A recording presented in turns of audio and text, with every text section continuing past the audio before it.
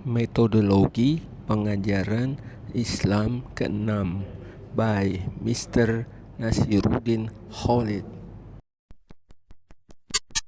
Pengajaran dianggap berhasil sesuai tujuan. Tujuannya yaitu tujuan pembelajaran atau tujuan pengajaran itu siapa yang melakukan? Sekarang diberikan kebebasan kepada guru. Meskipun Dinas Pendidikan Kementerian Pendidikan Sosial itu sekarang sudah menyediakan RPP kelas 1, RPP itu rencana program pengajaran. Itu kelas 1, 2, 3, 4, 5, 6 SD sampai SMP itu disediakan. Sebenarnya itu tidak mendidik guru, sebab apa yang ditunjukkan, apa yang diinginkan oleh guru mengajar itu ditunjukkan oleh orang lain. Dia jangan-jangan dia tidak tahu apa yang mau dicapai.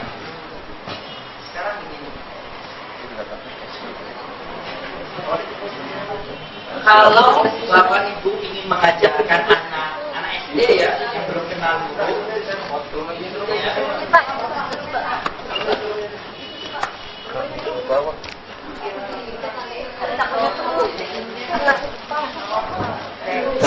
baik.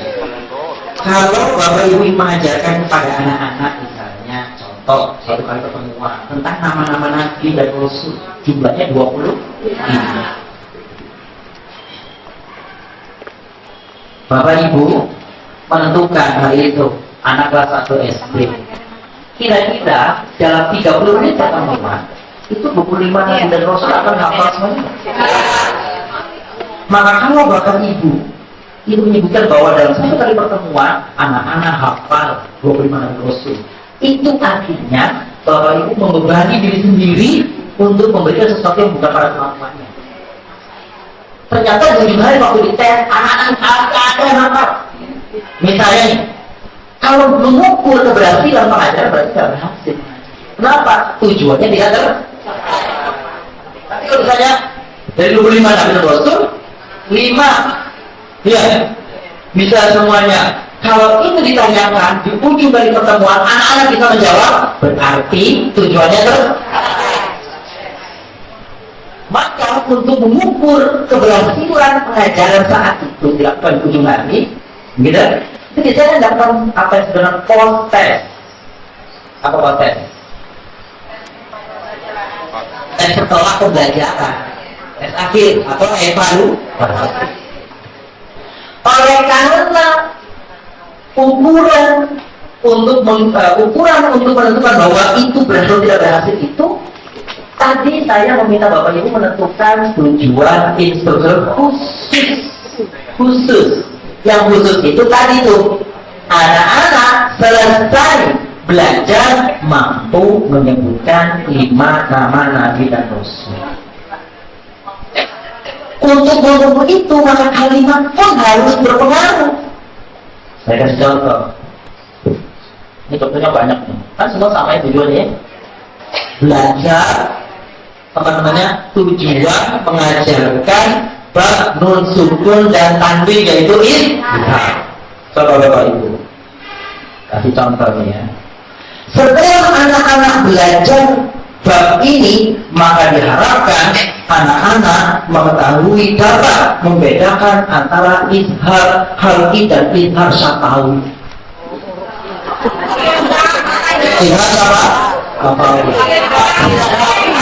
Ini contoh, ini contoh. Coba bayangkan, izhar syafawi kan udah belajar loh. Kan sedang belajar izhar halqi.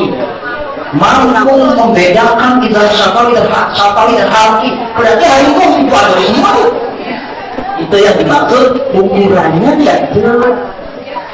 Jadi begitu di ujung apa bedanya izhar halqi dan syafawi? Saya yakin tuh anak-anak kalau nggak pernah belajar sebelumnya izhar syafawi baru hari ini. Bener Bu? Yang salah bukan anak-anak, kita menentukan tujuan pembelajaran terlalu jauh. Tuh, contoh. Selanjutnya, setelah pembelajaran, anak dapat mana coba? Iya.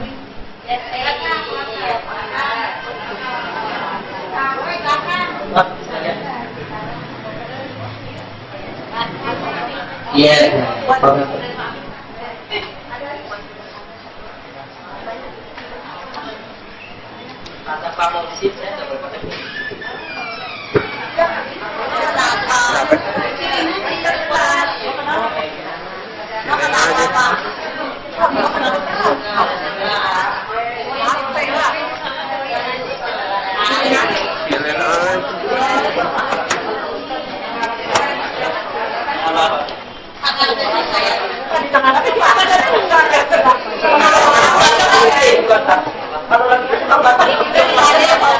Di sebelah kalau lagi ngaji, Iya. Ustaz dikecilin. Jangan sampai kedengaran sampai saya, Pak ya. Baik, terima kasih.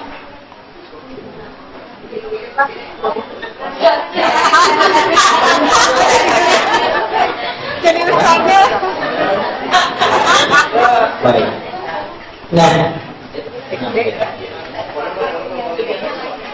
atau Bapak Ibu menggunakan kata-kata operasional yang terlalu umum dalam tujuan, misalnya contoh, setelah pembelajaran Bapak mengetahui ini salah makan nasi. Ya, ini mau makan saya. Harusnya ini dibalik, intinya ke sana. Ke sana ya. Gurunya di sana. Begitu di sana, gurunya di sana. Jangan jadi Pak.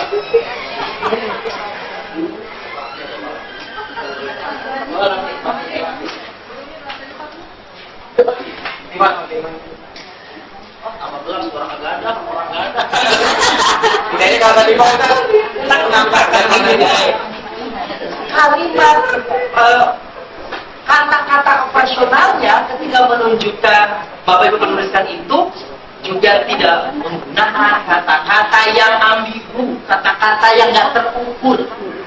Contoh, peserta memahami konsep izhar halki. Konsep itu apa? Terus kata-kata memahami itu terlalu luas. Tujuannya apa ukurannya memahami itu? Memahami itu apakah menyebutkannya atau membedakannya atau mencontohkannya? Itu kalimat operasional yang terlalu umum. Kalau kalimat kata-kata mengetahui itu adanya bukan di tujuan instruksional khusus, tapi adanya di tujuan instruksional umum. Kalau khusus, kata-kata operasionalnya, kata-kata yang digunakan itu menggunakan kata-kata yang terukur. Ya, kata-kata yang terukur itu apa? Ayo kasih contoh. aku menjelaskan. Jelaskan dulu ya. Jelaskan. Aku menyebutkan. Jelaskan. Apa lagi? Menyebutkan. Menyebutkan. Apa lagi? Memberikan contoh. Mempraktekkan. Memberikan contoh pada praktek.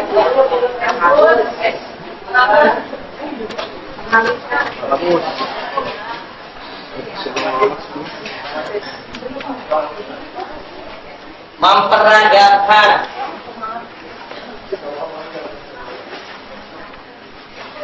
Apa lagi?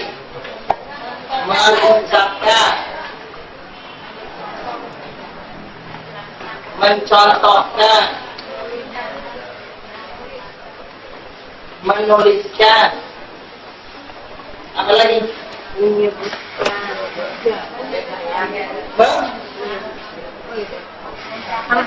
Membedakan.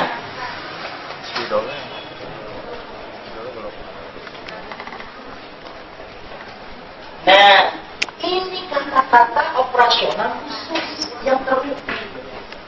Jadi kalau bilang menyebutkan huruf-huruf idgham khalqi jelas. Tapi kalau bilang murid memahami huruf-huruf, paham itu apa? Paham itu maknanya, paham itu wujudnya, tulisannya, atau apa? Jadi kata-kata menjelaskan, mengetahui, memahami, Pak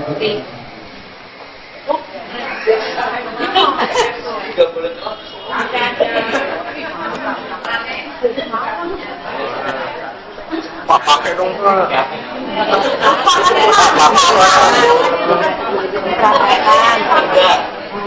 Tidak sabar yang kecil lagi.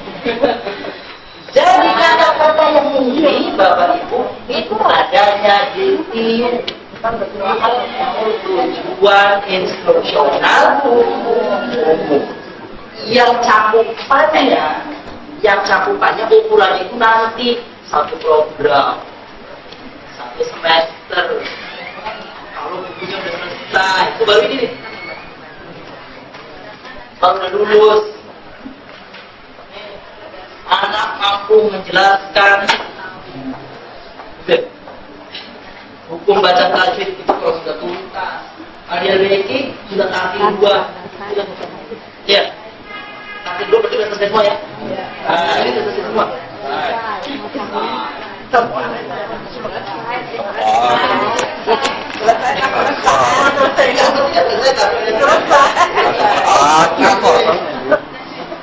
Nah, kalau dalam tujuan khusus ini division dari setiap kertas yang masuk ke saya yang menggunakan kata-kata tujuan istilah khusus seperti ini tadi itu hanya 3 kertas. 5. Alhamdulillah. Masya. Itu lama. Dia sudah kasih tahu terus itu. Nih, sekarang nih.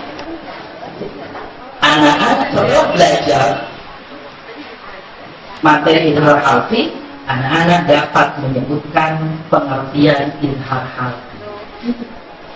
Oh, hanya menyebutkan. Terus menyebutkan, membacakan contoh daripada ilhar harfi. Jadi kalau kita punya 3 tujuan instruksi khusus di sini, ini yang akan Bapak Ibu gunakan di ujung kali pertemuan setelah selesai 30 menit. Tanya anak-anak, sebutkan huruf-huruf dan harfi. A bisa, B bisa, C bisa, C ujung bisa, secara umum bisa. Berarti pembelajaran berhasil. Gitu loh. Tapi kalau bisa kalimatnya, anak-anak mampu menyebutkan huruf hijaiyah. Sebenarnya kan nggak sebenarnya. Anak-anak mengetahui hukum baca dan harfi, mengetahui apa? Mengetahui hurufnya, mengetahui cara bacanya, mengetahui apa bedanya dan sebagainya. Jadi kalau kita menggunakan kata-kata ini dianggap sebagai satu kalimat atau satu kata kunjung untuk tujuan instruksional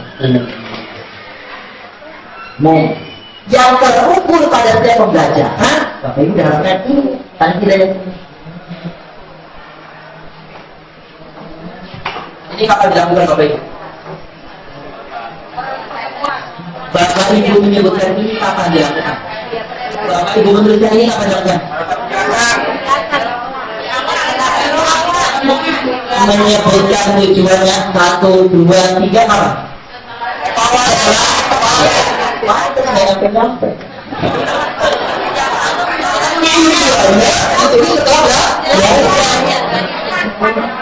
Pada waktu jadi waktu baca baru menyebutkan tujuan.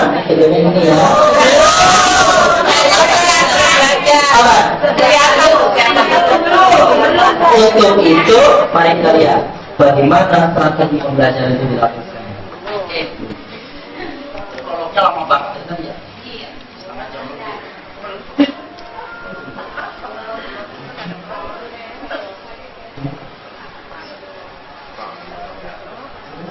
Oke. Nah, apa yang strategi belajar, pembelajaran atau pengajaran?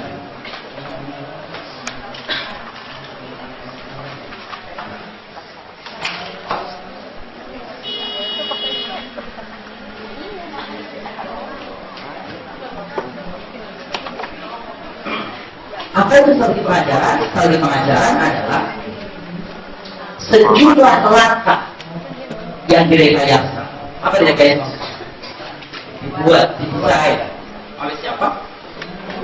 Oleh guru, oleh pengajar untuk mencapai tujuan aja. Jadi ini disiapkan kapan? Sebelum mengajar dimulai, disiapkan. Bapak Ibu mau menyampaikan pelajaran, pakai alatnya apa, disiapkan pada waktu sebelum atau nanti. Jadi materinya apa? Sebelum. Metodenya apa? Sebelum. Tekniknya apa? Tujuannya apa kok? Apa sebelumnya? Apa?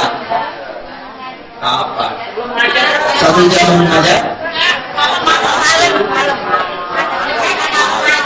Oh, bisa malam atau minggu lalu ya. Anda jumpa tidak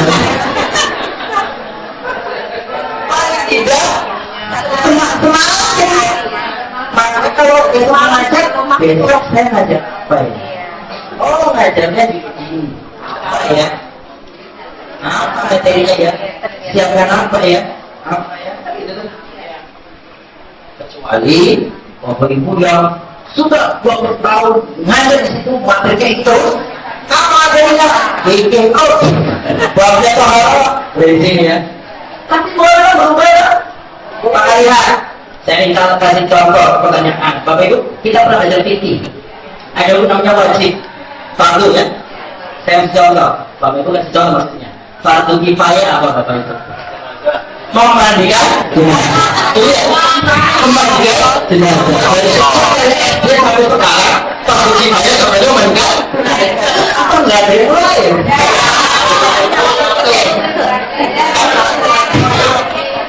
Apa yang salah kalau kita begitu bicara itu contohnya nah fardu kifayah itu memandikan jenazah.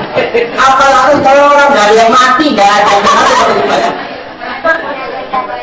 Nanti contoh, Bapak Ibu, fardu kifayah seperti apa? Belajar tajwid fardu kifayah. Ibu, apa lagi? tunggu dulu, Pak Kali. Belum dapat, silakan Ibu. Belum kena, Ibu. Apa? Menuntut ilmu fardu kifayah? Pak Kali Ibu. Ya, Pak Kali. Imam di masjid fardu kifayah. Ya iya, kalau imam di masjid kalau saya apa jadi? Apa fardu kifayah lain Bu? Ada apa lagi Bu? Menuntut ilmu tajwid. Belajar ilmu tajwid itu fardu kifayah. Membaca Al-Quran dengan ilmu tajwid wajib atau fardu?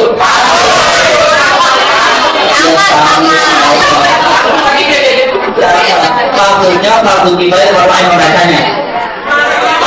Belajarnya fardu. Mau prakteknya fardu. Fardu atau wajib? Oke. Itu contoh.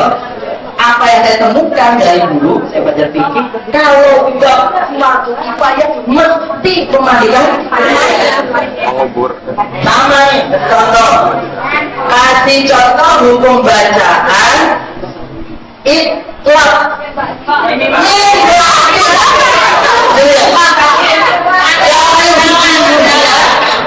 Sampai ujung contoh itu mesti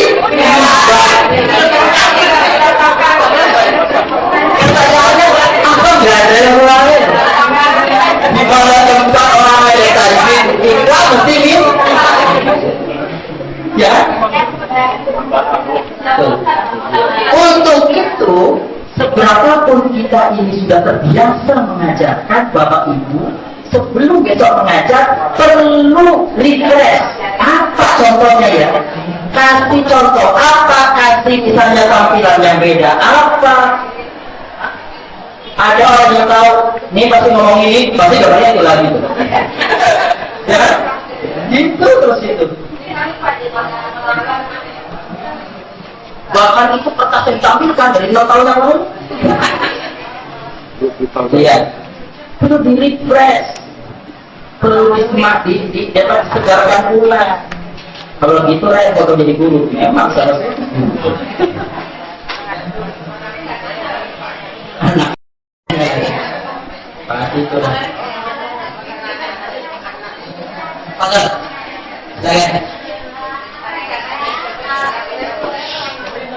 apa beda pendidik dengan guru? Iya, kita lihat ceritanya. Baik, teman-teman bagus Bapak Ibu, apa bedanya pendidik dan guru? Sebelum Bapak Ibu jawab, apalagi saya balikan ke Ibu. Menurut Ibu apa? Kira-kira menurut saya jawab apa? Kalau guru, beda nggak guru sama pendidik? Beda dong, pertanyaan itu mungkin beda. Harusnya sih sama. Jadi tanggung jawab.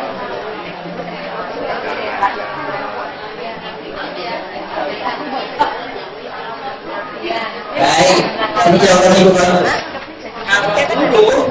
Tanggung jawabnya adalah menyampaikan pelajaran.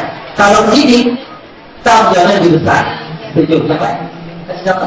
Kasih jawaban. Siapa yang apa beda guru sama pendidik? Kemudian, saya lagi mikir, Mas Amiran? Kalau Pendidik? tergantung materi tergantung dia bidang apa. Bidang apa? Kalau dulu? Guru Baru ngomong. Kalau pendidik bidang apa? Kalau di SD bisa Ngomong. kan mungkin ya tingkatnya biasa saja lah. Baik. Saya berjalan. Kalau ada perbedaan, ada yang menyamakan. Ada yang bersamakan. Guru ya pendidik, pendidik ya guru. Baik, kalau sama berarti ada perbedaan. Tapi kalau perbedaan, guru itu orang lebih memahami pada unsur transfer knowledge, kognitif, ya, hanya pada wilayah kognitif. Yang penting saya masuk jamnya jam 8 sampai jam 9, anak paham selesai. Mau anak-anak jungkir balik, mau anak-anak seperti apa, yang penting ini kalau ngomong asalnya begitu ekstrim. Saya hanya menyampaikan tanggung jawab saya sebagai pengajar, materinya sudah selesai. Tidak demikian pendidik. Pendidik itu bukan membentuk kognitif, tetapi membentuk sikap. Kalau ada pada pengajaran anaknya itu duduknya kakinya naik ke atas, ingatkan, nah kakinya pakai di mana? Waktu udah ajar aja kayak gitu. Gitu ya. Jadi lebih cenderung mana waktu itu? Pendidik apa aja? Dan Indonesia menurut Pak Dr. Rahman sekarang terlalu banyak pengajar jatah pendidik.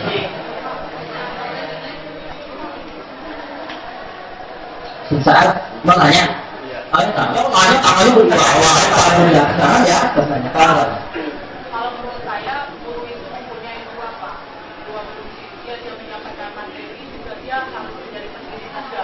Jadi guru itu lebih punya dua fungsi. Kalau hanya sekedar menyampaikan materi aja, dia sekedar menyampaikan materi. Baik. Guru itu kan ibu dan ibu. Iya. Baik. Itulah yang saya katakan di awal. Jika tidak ada perbedaan, berarti gurunya sama. Itu juga. Tapi jika ada perbedaan, mungkin lebih tepat pengajar dan pendidik itu. Nah, betul ya? Dan perlu ya. Apa dari pengajar dan pendidik? Kalau salah, ini harus dibedakan. Sama sebenarnya. Tapi kalau dibedakan, maka spesifikasinya, ruang lingkupnya, pengajar itu lebih sempit pada jam antara siang sampai siang. Tapi kalau pendidik, di dalam kelas, di luar kelas, dia perhatikan. Satu contoh, guru-guru, ini contoh, Pak Arif Rahman ada cerita dalam satu pertemuan. Dr. Rahman itu ada cerita. Di les school saat itu, di daerah mana muridnya itu kebanjiran. Guru Jakarta membantu besar. Guru-guru itu sebagian yang namanya waktu itu nggak ada. Itu guru-guru membawa makanan, membawa apa namanya itu ke KS gitu ya, Dia datengin tuh muridnya yang nggak datang ke sekolah karena apa ya? Perhatian guru sampai situ. Jadi bukan anak-anak katanya udah biasa aja. Dia kan palanya, ini siapa yang datang ya? Kenapa dia ya? Ada apa dia?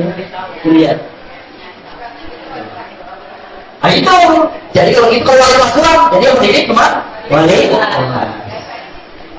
Biasanya kebiasaan itu mesti. Cuma masalahnya sekarang kata Pak Rik memang lebih banyak pengajar daripada didik. Karena dia cuma pengajar, jam sekarang di sini, nanti jam 11 siang di Solo, nanti siang di Solo, malam di Solo. Ya, kita harus bersama bersama ya, termasuk tanggung jawab bahwa bagaimana menjadikan anak ini paham itu jadi pendidik. Bukan maksud jangan saya ngajar, mau paham mau kaya, terserah. Contohnya ngajar sejarah atau ngajar apa? Sejarah. Bukunya bawa. Buka halaman 60 banget. Saya tungguin 60 menit, 30 menit aja. Udah, ngomong-ngomong sambil ngopi depan. Ini yang seperti ini tidak bermaksud bagaimana anak-anaknya supaya yang penting jam pelajarannya 5 menit sebelum bel, tutup bukunya. Sekarang tanya, si A-nya si B jawab, si B-nya si C jawab, tutup dong, udah pulang. Ini nggak punya kita. Tapi itu kurang ideal. Ya, Bapak Ibu kita semua juga katakan ya, guru-guru kita yang dulu itu, siapa guru yang betul-betul ingin menjadikan muridnya itu ngerti, dan kita ngerti pada pelajarannya. Tapi ada yang ya ala kadarnya, datang dengan 20 menit sudah lewat. Oke, pasti diri Bapak Ibu dan saya dapat lewat. Ya, prinsip langkah pengajaran itu mesti ada 3 secara umum. Pertama adalah pra-instruksional, B tahapan instruksional, dan C adalah pasca instruksional. Apa namanya? Tahapan evaluasi. Tidak ada tiba-tiba orang masuk di sini wilayahnya. Tidak. Pasti di sini pembelaan, lalu inti, lalu evaluasi. Ketiga-tiganya ini perlu dikuasai oleh guru. Keterampilan guru kemarin apa katanya ini? Keterampilan guru menguasai, ada menguasai pasangan keterampilan membuka pelajaran. Sudah kita pelajari belum ya? Sudah ya? Apa? Pembuka. Oke. Ada yang mau tahu kemarin belum ya? Mari kita buka dan baca apa? Itu termasuk. Tapi perlu ada tambahan. Mari kita lihat nanti. Apa saja tambahnya? Kita dulu. Apa tahapan pra-instruksional itu Bapak Ibu? Sebelum kita memulai mengajar, lakukan pemeriksaan. Lakukan pemeriksaan kondisi kelas siswa perawatan. Siswanya, duduknya, pakaiannya kalau perlu. Tapi lihat waktu ya. Ini sekedarnya. Jangan sampai ngurusin itu waktunya. Dulu anak dari kita sebelum masuk kelas ada upacara di depannya. Depan kelasnya. Berbaris ya. Siapa yang rapi duluan, kukunya diperiksa, bajunya diperiksa, kan ya? Rambutnya diperiksa. Nggak tahu sekarang masih ada ya? Alhamdulillah. Begitu ya. Terus yang meriksa pakainya, yang meriksa pakai kembali ya, kembali besi ya. Pertama. Sebaiknya tidak ya. Sebaiknya ya kukunya mana? Kukunya depannya besok itu guntingnya. Rambutnya sudah lewat, besok dirapikan. bajunya sudah bilang gua. Apa yang bilang? Bajunya bilang gua ada pak. Bajunya besok dicarikan yang lain. Carikan yang lain gantinya. Lakukan pemanasan. Apa pemanasannya? Saya pemanasan lari-lari di tempat. Pretest. Jadi kalau misalnya apa namanya pemanasan ini, contohnya ini, kita mau belajar hukum bacaan izhar arti. Siapa yang tahu arti izhar? Anak-anak. Lihat, ini pretest nih. Siapa yang tahu arti halki? Diam. Apa hukum bacaan disebut dengan halki? Diam. Kok diam? Memang belum lah. Iya, itu namanya pretest. Atau pretest bisa juga wujudnya adalah apa yang lalu. Ini yang ketiga ini. Lakukan persepsi. Apa persepsi? Pelajaran yang lalu kaitkan dengan pelajaran yang sekarang. Pelajaran yang kemarin ingatkan sebagai jembatan untuk masuk pelajaran yang baru. Itu namanya apa? Jadi kalau tadi itu pretest, anak-anak nggak ada tahu, nggak apa-apa. Pertanyaan yang tadi tidak tahu itu di ujung nanti evaluasi ditanyakan. Jadi anak-anak pantas dari kita setelah belajar ternyata kita jadi tuh pemanasan, pretest. Lanjut, tahapan instruksional. Di dalam tahapan ini, Bapak Ibu, lakukan pembelajaran dengan metode, strategi, keterampilan yang diberi semua lakukan di sini di tahapan instruksional pengajaran. Akhir tahapan dengan apa itu? Kesimpulan atau ringkas. Sebelum evaluasi, ringkas dulu. Harus kalian apa yang Bapak Ibu guru sampaikan pada hari ini? Misalnya kita dari halki, izhar. Harus kalian apa artinya dari izhar? Apa itu halki? Apa itu dalam halki? Itu namanya ringkas atau kesimpulan.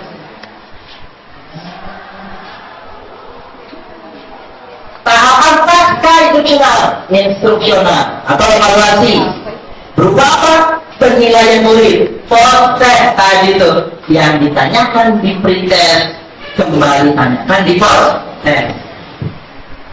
Apa yang Bapak Ibu tulis di dalam tujuan instruksional khusus itu sebagai rujukan patokan untuk mempertanyakan pada saat evaluasi di sini. Jadi kalau ininya terlalu umum, menjawabnya terlalu umum, berarti jawabannya nanti tidak ada. Soal begini. Setelah belajar huruf nun sukun tanwin bertemu huruf-huruf interhal halki, huruf-huruf halki, maka satu tujuannya tadi anak-anak dapat menyebutkan huruf-huruf interhal halki, itu tujuannya. Anak-anak dapat menyebutkan huruf-huruf interhal halki. Apa evaluasinya?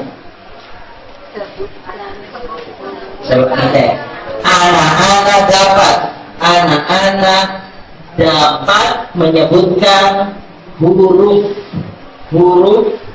interhal halki.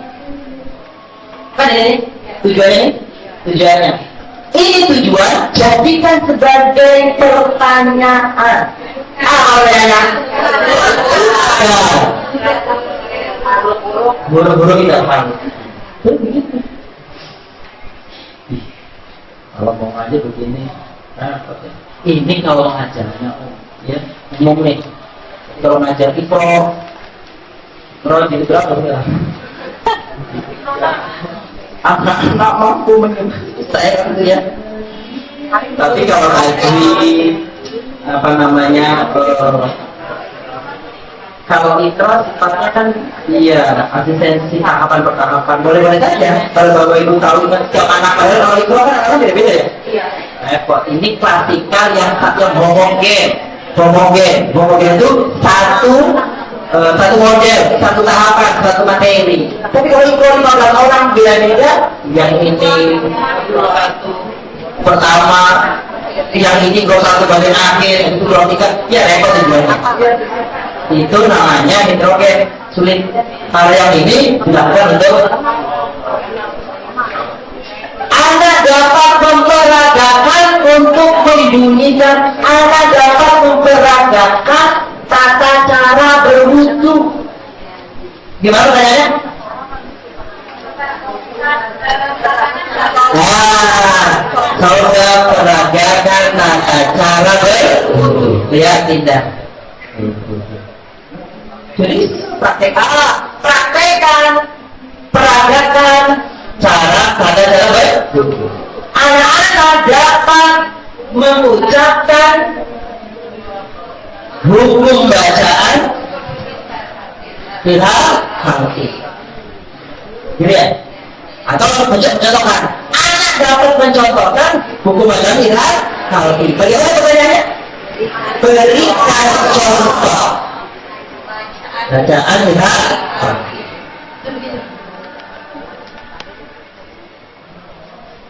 Terus, jika perlu dilakukan follow up. Apa follow up? Follow up itu begini. Kalian, sekarang kita sudah belajar di Al-Ki. Besok di rumah pada kesempatan di depan, tolong carikan hukum idhar Al-Ki dalam surat ini. Itu namanya follow. Di follow up nggak mesti bentuknya PR ya. Bisa juga setelah selesai coba bikin kelompok di mana. Carikan contoh masing-masing kelompok buat cari Al-Ki. Itu namanya follow up. Kalau muridnya 60 seperti ini, bikin grup diskusi. Gimana ya? 60 diskusi 5 orang. Belum waktunya selesai, padahal belum mulai diskusi sudah selesai waktu. Ya, ini agak menyedihkan. Mau beritahu apa ada data? Ini lagi hal yang kadang-kadang aneh. Ada guru tidak boleh buka halaman selanjutnya. Nggak boleh. Padahal harusnya di setelah kita belajar hal sekalian, berarti besok kita belajar ilham.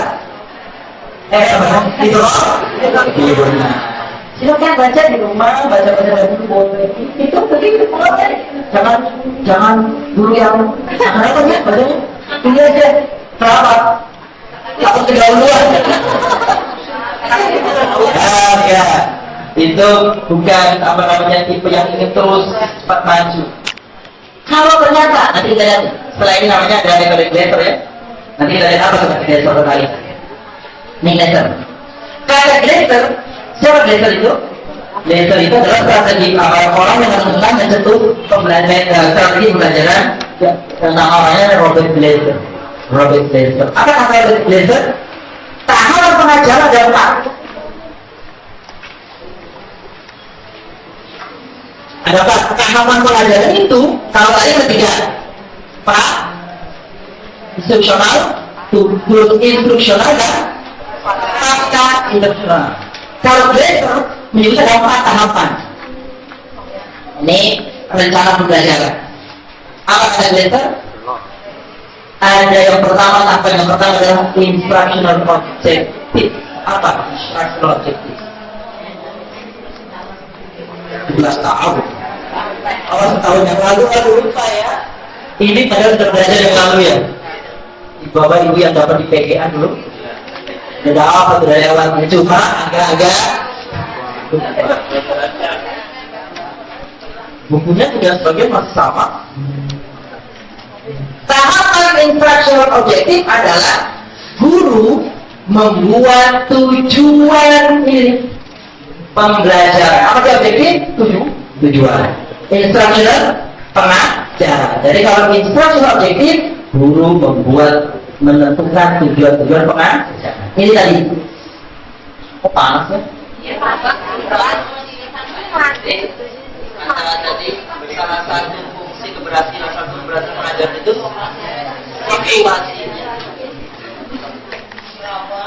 Oh, nggak jalan nih?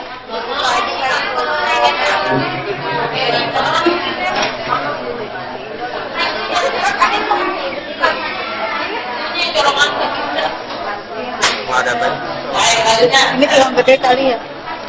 Setelah Bapak Ibu menentukan tujuan mengajar itu apa saja, A, B, C, D, sekarang Bapak Ibu sudah masuk kelas. Entry behavior, mengetahui, menyelami kemampuan anak.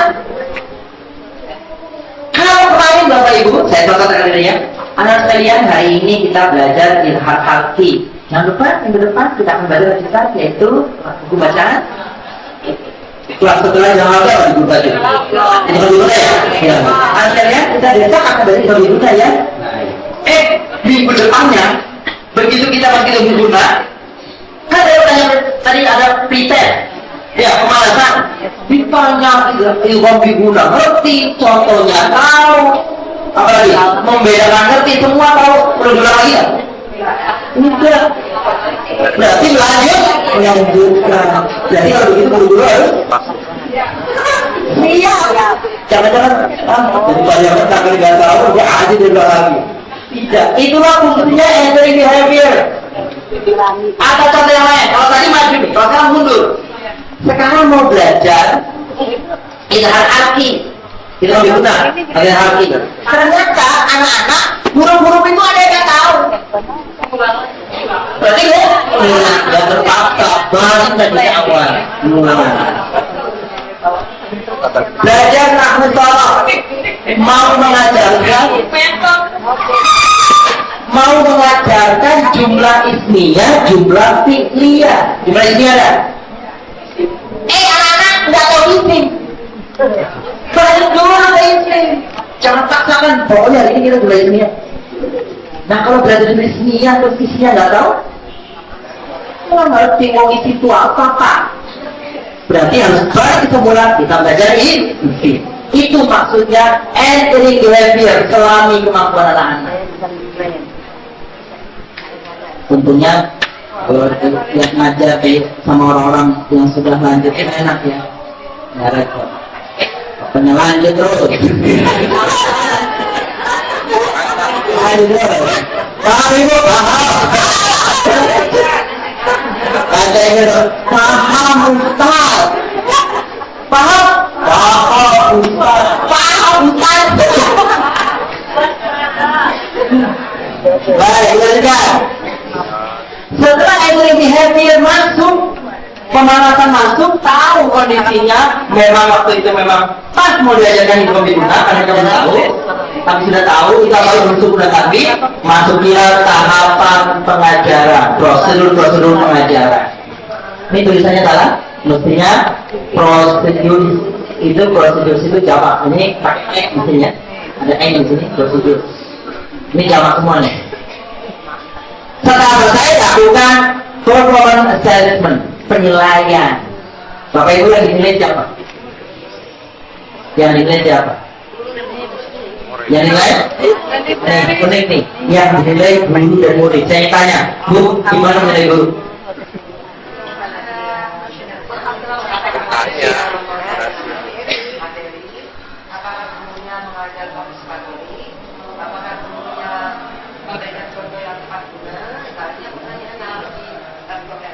Baik.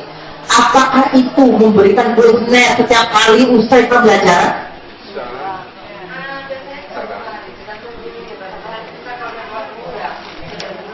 Ya, jadi saya setiap kali masuk perlukah kita menyebarkan kuesioner tentang pengajaran kita hari ini? Tidak perlu. Kalau gitu, ini nggak perlu dilakukan. Begitu. Terakhir, nanti ujung. Berarti tidak ada. Nah, baik. Inilah kalau ini para ulama beda pendapat. Ini dilakukan harian sekali pertemuan. Tapi tekniknya yang boleh berbeda-beda. Boleh jadi lakukan evaluasi seperti Ibu sampaikan tadi di ujung kali itu penilaian performa dulu. mengenai bagaimana penyampaiannya, materi bagaimana, terus sikapnya bagaimana, jujur boleh itu. Tapi dalam sekali pertemuan mestinya ada tuh. Bentuknya apa? Begini. Kalau kita di akhir pengajian itu kan ada evaluasi. Menanyakan apa evaluasi? Ini tadi.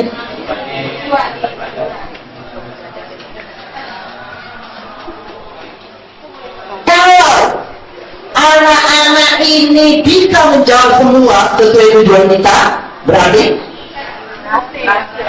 secara umum kita berhasil. Kalau ditanya, suruh contohkan, nggak ngeh, menjelaskan dalam halki, nggak ngerti, huruf-hurufnya nggak tahu, nggak ada yang tahu, susahnya. Itu artinya dengan sendirinya menilai diri. Anak-anak tidak paham, berarti ada apa dengan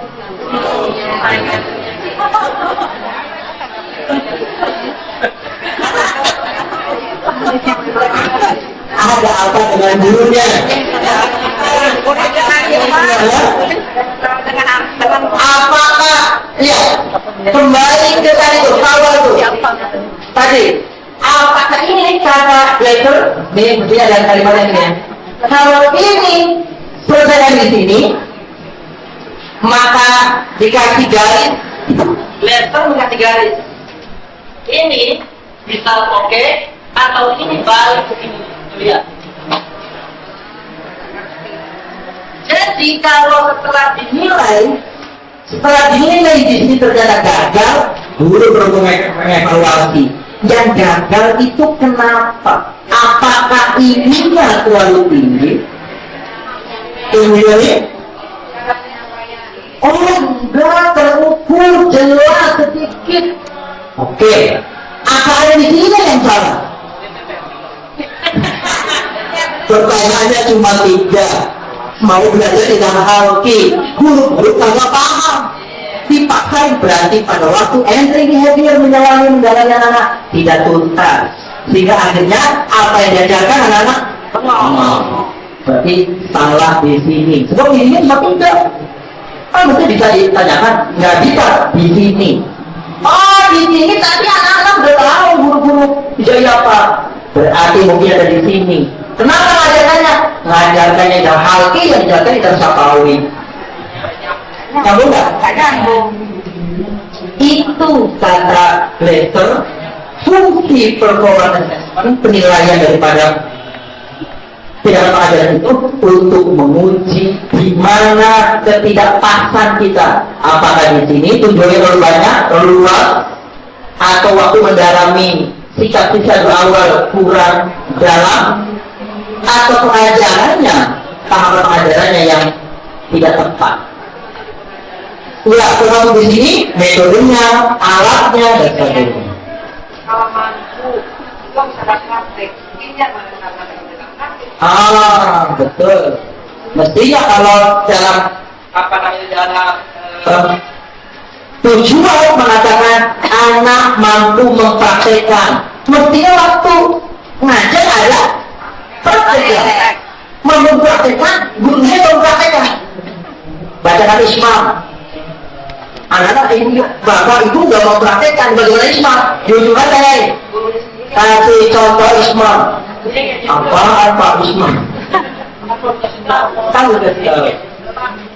Kalau metode pengajarannya gimana Pak? Jadi dua-duanya aktif.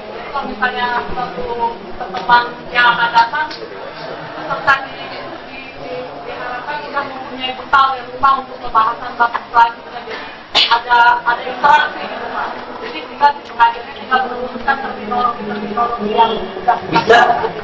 Boleh, saya kira bagus. Jadi itu yang dirasakan Bapak Ibu guru yang mengajar di kelas namanya kelas akselerasi. Seperti itu kemudian apa itu? Guru-guru itu jadi enak. Besok kita akan belajar ilmu guna. Bukan hanya ilmu guna, kita udah tahu. Sebab betul pada anak-anak tertentu mereka nggak kuat dengan yang batas guru. Mereka terus. Kemudian guru-guru harusnya jangan kalah strategi. Tadi contoh kita contoh yang lain selain daripada buku. Ada Al-Quran. Ayo kita buka surat Ar-Rahman. Saya sekarang apa yang kau guna? Kan repot juga dia. Dalam artian anak-anak jadi waduh contohnya dari Quran nih. Jadi strategi guru memang gitu dibutuhkan. Oke, jadi penilaian guru itu bisa dilakukan setiap kali pengajaran dengan cara menguji siswa, hasilnya, feedbacknya kepada guru. Kalau anak-anak bisa menjawab semua, berarti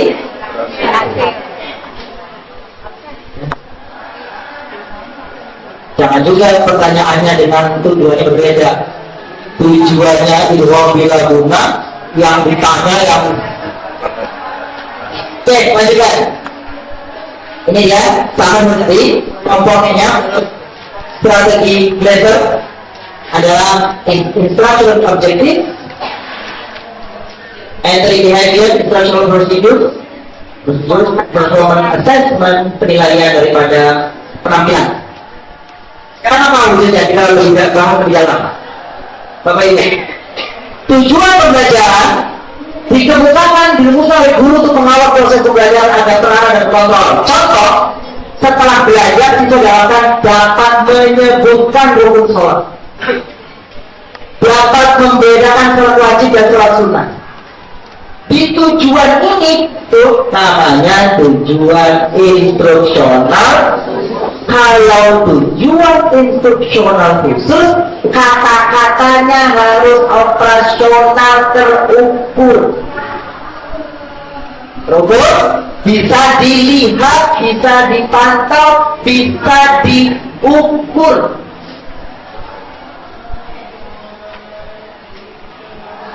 Kalau suruh nyebutkan belum bilang arti, mesti berapa? Nah, kalau 7, lebih 5, kalau 5, itu terukur. Kan gitu loh. Terukur.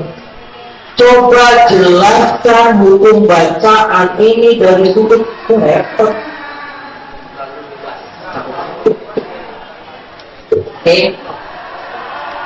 Lihat lanjutnya. Entry behavior. Bagian ini harus dapat menggambarkan tingkat kemampuan peserta didik. Tanyakan pelajaran apa yang lalu. Informasi awal tentang pelajaran, pengetahuan pemahaman pada subjek, motivasi siswa, pengaruh lingkungan dan sosial. Untuk mengetahui hal itu perlu diadakan pre-test. Apa pre-test? Tes pendahuluan. Bentuknya apa Bapak Ibu? Dan bisa kuis. Ada jawab. Kuis ya?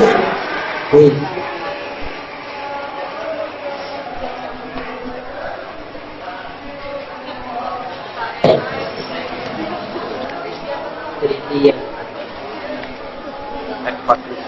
Apa itu ya? Pertanyaan cepat, jawaban pendek kan apa itu? Apa itu ini? Apa itu? Cepat. Siapa cepat dapat. Ada namanya itu. Kalau nggak salah namanya trivia. Trivia itu pertanyaan pendek, jawaban singkat. Nabi dilahirkan di kota A. Nabi jadi Rasul pada umur, itu namanya trivia. Jangan kapan Rasulullah menjadi Rasul? Ayo. Bagaimana Rasulullah ketika mendapatkan wahyu itu kan lama kan? Yang cepat, padat, singkat, jelas. Itu kalau tidak salah namanya apa tadi? Trivia. Trivia.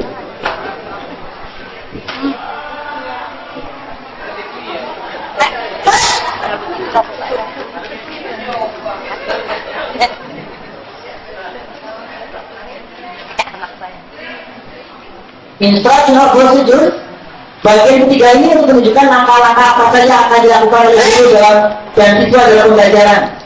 Bapak Ibu, kalau ada micro teaching, mungkin ini Bapak Ibu yang pernah belajar di mata ini Fakultas Pendidikan, itu namanya ada Micro teaching. Atau ada apa tadi? Praktek pengajaran. Di dalam praktek pengajaran Bapak Ibu, itu setiap tahapan guru itu dijelaskan. Dari mulai kapan? Dari mulai masuk pintu kelas. Bisa apa itu? Sehingga mau ngajar 30 menit itu bisa 20 lembar. Aku jelaskan misalnya, guru mau masuki kelas dan meletakkan buku di atas meja, lalu duduk di tengah-tengah, duduk berdiri tengah-tengah murid, lalu mengucapkan salam. Assalamualaikum. Dan murid-murid menjawab waalaikumsalam. Ini skenario pengajaran. Tapi terhormati guru, ada yang menanyakan ini, di situ jawabannya ini, anak-anak ada nyampe-nyampe. Jadi begini, ada kisah. Saat teman itu ada yang mau praktek mengajar, itu dilihat oleh teman-temannya 20 orang. Ada guru pembimbing 2. Bagaimana praktek? Dilihat dari mulai dia masuk itu, gerakannya, ucapannya, tulisannya, semua dinilai. Terus dia mau mengajarkan judul satu materi, judulnya adalah burung hantu. Burung hantu. Bahasa Arabnya adalah buma. Apa? Buma. Ini kejadiannya. Buma. Guru ini menerangkan, tahukah? Beda Arab, kan beda Arab. Tahukah Anda hal aratum at-ta'ir? Ya. Tahu burung? Ya. Ukur. Sebutkan. Burung ini bahasa apa itu? Musku, babi, bulu. Ini guru, kayaknya murid nggak ada yang jawab itu buma.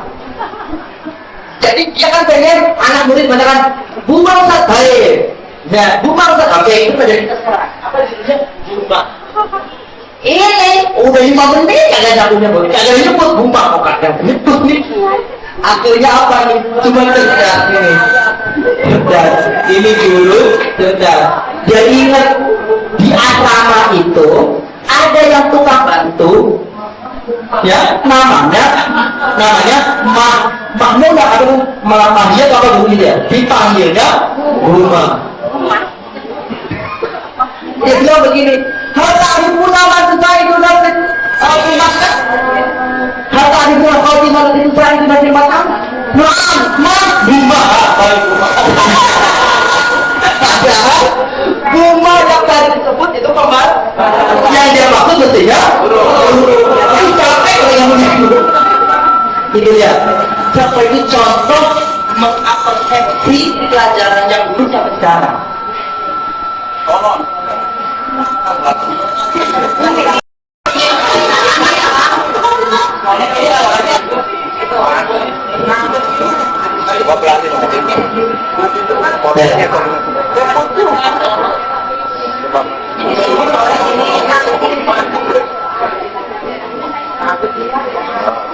Coba mati. Matiin aja Pak.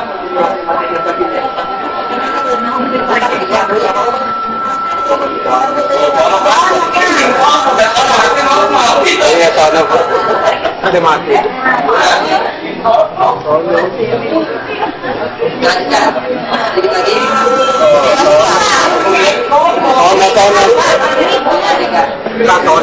Ini mati. Bukan ini yang dari Pak.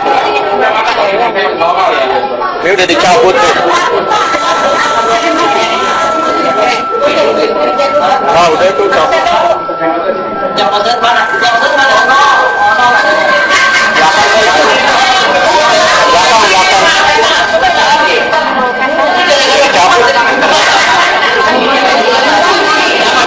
Udah dicabut soalnya itu.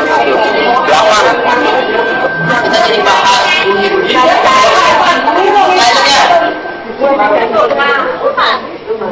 Sana.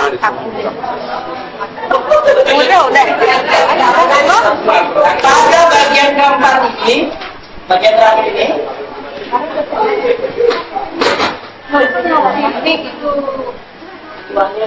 pakai mic bagian laser, evaluasi yang ditamakan untuk digunakan sebagai pencarian keterangan dalam memperbaiki rencana pengajaran. dibandingkan untuk mengukur tingkat kemampuan siswa setelah menjalani proses pembelajaran. Bagi Glaser, evaluasi di akhir itu bukan semata-mata ingin menguji kemampuan siswa, bahwa itu tidak. Tapi utamanya bukan itu. Utamanya adalah untuk memberi feedback, umpan balik kepada guru, kemudian sudah cocok atau tidak. Sudah pas atau belum. Tapi memberi umpannya kepada murid. Kalau muridnya sukses, berarti pembelajarannya sukses. Kali perlu ditingkatkan evaluasinya. Kalau nggak sukses, berarti prosesnya yang salah. Itu bagi Glaser. Jadi kalau Glaser menguji bukan semata-mata bagaimana tahu murid, tetapi setelah diuji murid, sisanya balik kepada. Jadi ada juga ya, setelah mengajar dilakukan tes. Selesai sudah, assalamualaikum warahmatullahi wabarakatuh. Jadi tidak perlu mampu bisa selesai. Padahal setelah selesai ada 3 tahapan, 2 tahapan minimal. Beri rangkuman, kesimpulan, lalu uji kemampuan. Kalau sudah puas anak-anak kelas, alhamdulillah bisa, baik kita minggu depan. Pada kita minggu depan adalah ini. Selesai, assalamualaikum. Ini tadi sudah ya, ini baru tadi sudah. Di buku juga sudah ada. Selanjutnya kalau dilakukan semua, ya insya Allah. Alhamdulillah. Baik. Setelah tahu keterampilan, tahu metode, meramunya dalam pembelajaran namanya di dalam strategi. Jadi apa strategi? Lakukan.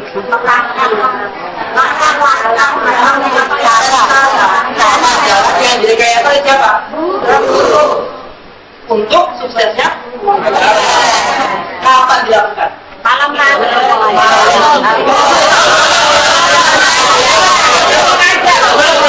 sebelum mengajar mulai.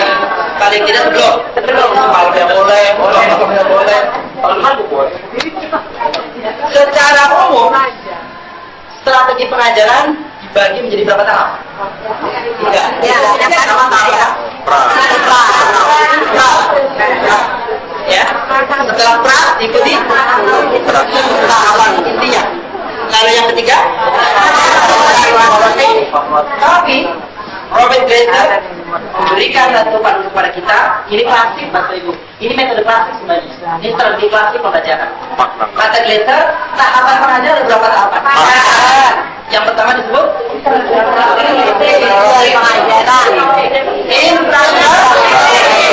kalau bahasa Indonesia tujuan. Setelah tujuan pembelajaran ditentukan, dirumuskan, masuk kelas. Mulai dengan apa? Entering behavior. Dilakukan dengan cara pretest. Manakah pretest? Bisa juga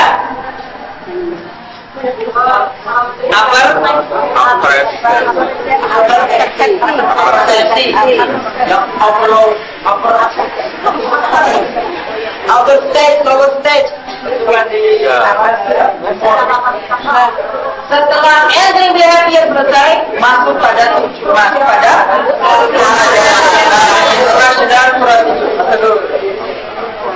setelah itu ditutup dengan lakukan evaluasi. Menurut Glaser, fungsi evaluasi itu selain menguji anak, khususnya memberi feedback kepada guru untuk memperbaiki proses pengajaran. Itu ya. Mudah-mudahan. Pak, silakan. Walaupun misalnya si guru itu mengajar mata pelajaran atau mata kuliah bertahun-tahun dengan materi yang sama, tapi Bapak juga dengan pendapat saya kalau seandainya makin lama dia sendiri makin terupgrade dalam cara penyampaian materi. Harusnya jangan menunggu terupgrade, mengupgrade. Ya, tapi kan dia makin lama makin tahu setelah mengajar, Pak. Oh iya, makin tahu setelah mengajar itu kan memperbaiki kekurangan. Iya. Tapi setelah memperbaiki kekurangan selanjutnya menambah wawasan. Iya. Pada hakikatnya pengalaman kita setiap kali mengajar itu kalau terjadi kurangnya di sini, kelemahannya di sini, itu tutupin. Setelah itu tutupin, selanjutnya tambah yang lain. Jadi tidak cukup menutup. Ya, apa misalnya metodenya gunakan metode lain atau tampilannya. Beda. Yang lain? Ada yang bertanya? Kita masih ada 2 kali pertemuan? Insya Allah. Insya Allah. Minggu terakhir adalah Eva.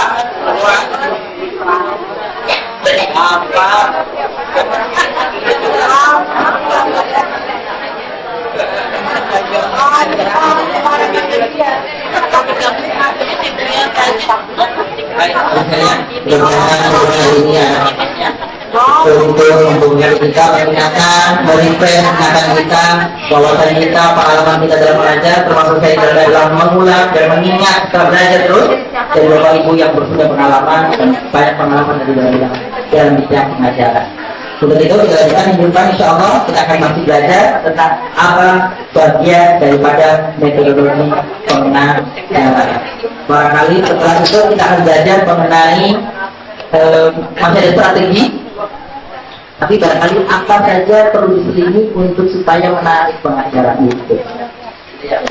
Jadi ini kalau itu ya bisa. Tapi bagaimana penyampaian tadi itu, instructional prosedur pengajaran tadi disampaikan dengan apa namanya itu, sentuhan-sentuhan bermain, tetapi belajar. Insya Allah minggu depan kita lakukan itu. Lalu setelah saya di akhir adalah kita evaluasi. Insya Allah. Assalamualaikum warahmatullahi wabarakatuh.